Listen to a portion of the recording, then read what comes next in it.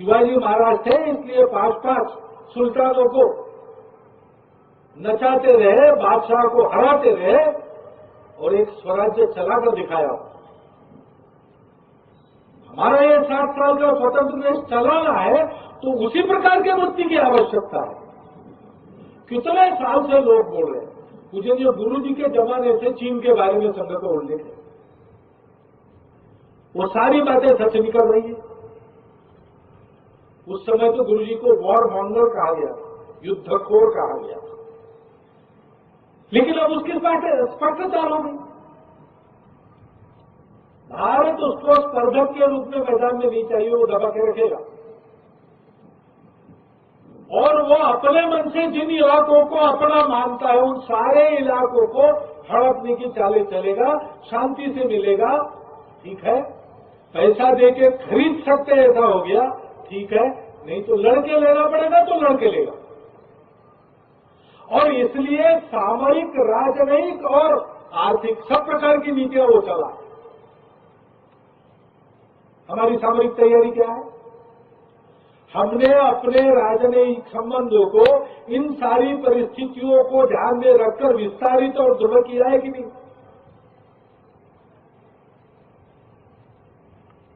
कोई अजिंक्य देश तो नहीं है चाइना हमारे साथ, उसका हवा बंद में रखने की आवश्यकता नहीं और गाफिल भी रहने की आवश्यकता नहीं, हम उसको मैनेज कर सकते हैं।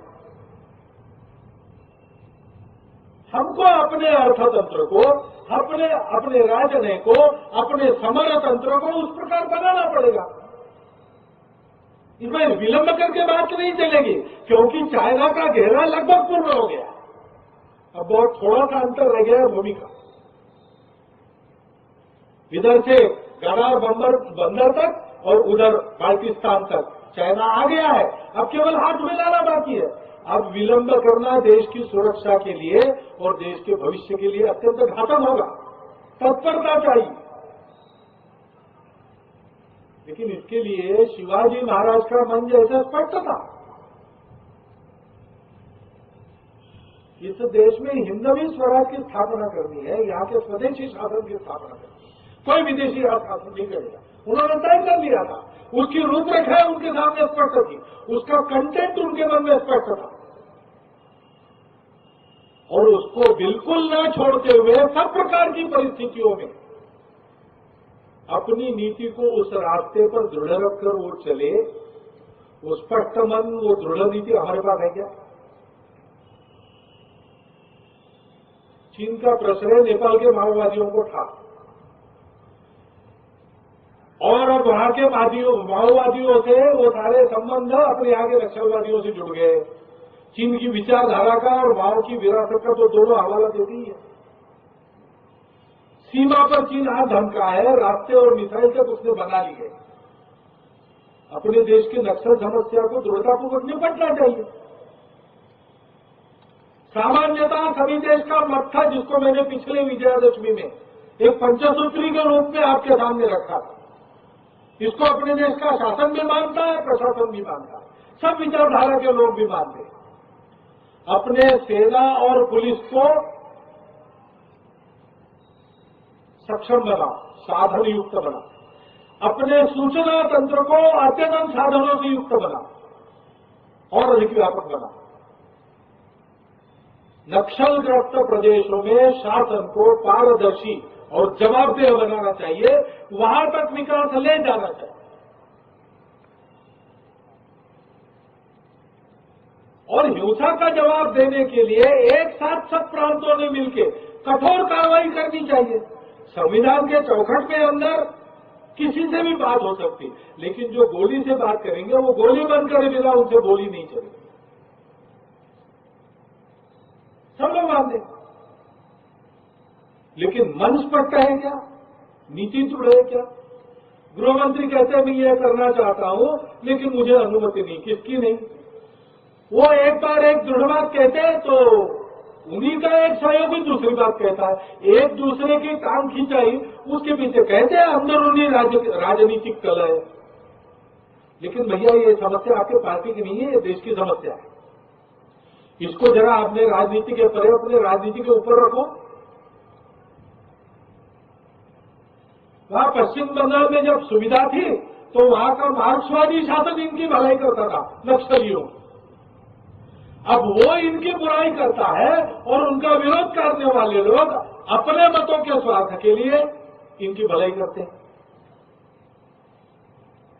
नक्सलवादी राष्ट्र के सामने एक विपत्ति है, ये दृढ़ भावना है कि नहीं कि वो अपने राजनीतिक स्वार्थ का एक साधन भी बन सकता है।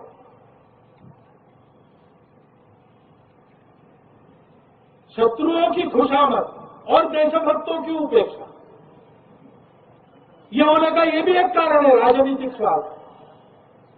और इसके कारण सारी क्षमता होने के बाद भी इन संकटों का कहीं अंत नहीं दिखाई देता। उत्तर पूर्वांचल में जाएंगे, यही है। NSCN का सारा रुतबा समाप्त हो चुका था। जमीर जैसे मुख्यमंत्री वहां थे, बहुत लोग काम कर रहे थे, राष्ट्रवादी लोग नागालैंड में, हम लोग भी काम कर रहे थे। नागालैंड की जनता भारत के पक्ष में हो गई। ये सारे चर्च प्रेरित उग्रवादी संगठन, इनका प्रचलन समाप्त हो चुका है, मृतप्राय हो चुके थे। लेकिन बृहद नागालैंड जैसे मणिपुर और अरुणाचल में स्वस्थ प्रदेशों में अस्वस्थता उत्पन्न करने वाले बात को लेकर इनसे बात करती है सरकार। नागालैंड की देशभक्तों से बात नहीं करती, अपने मुख्यमंत्री से बात नहीं करती। प्रश्रय मिलता है आज तक जो गोली की धाक लगाकर भारत के संविधान को लात मारकर और भारत पर अत्याचार करते हुए मृतप्राय बने NSCN को संजीवनी देने का पाप हम ही लोगों ने किया। और उन लोगों ने मणिपुर की नाकाबंदी कर दी। मणिपुर की जनता भारत भक्त है, वो 60 दिन तक कराती रही, चीरती रही, चीखती रही, अंत में क्षुब्ध हो गई। जमुना देवी नाम की वहां प्रसिद्ध महिला कार्यकर्त्री है, उनको मिलने के लिए कार्यकर्ता गए थे।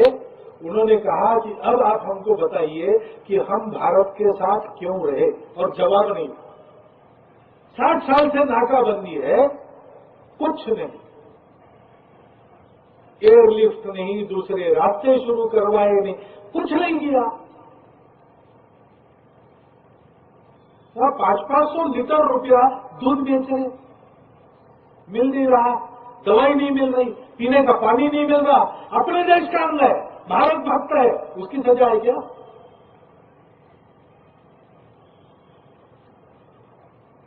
वहां पर विदेशी चर्च प्रेरित आतंकवाद करने वाले प्रिय है।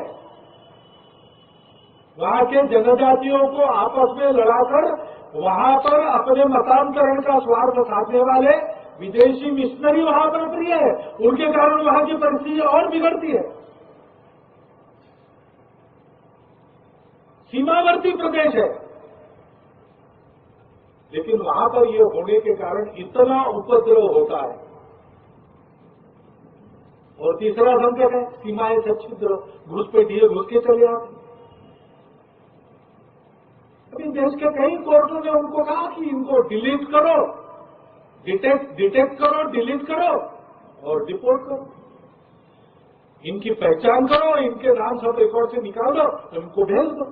कठिन है, एकदम हो नहीं सकता। बात समझते, डिटेक्शन तो हो सकता है, पहचान तो आप कर सकते हो, लेकिन गुप्तचर एजेंसी और न्यायालयों के राय के बावजूद आज तक न किसी केंद्र सरकार ने, न किसी राज्य सरकार ने ये हिम्मत दिखाई है। क्यों? देशभक्तों की उपेक्षा।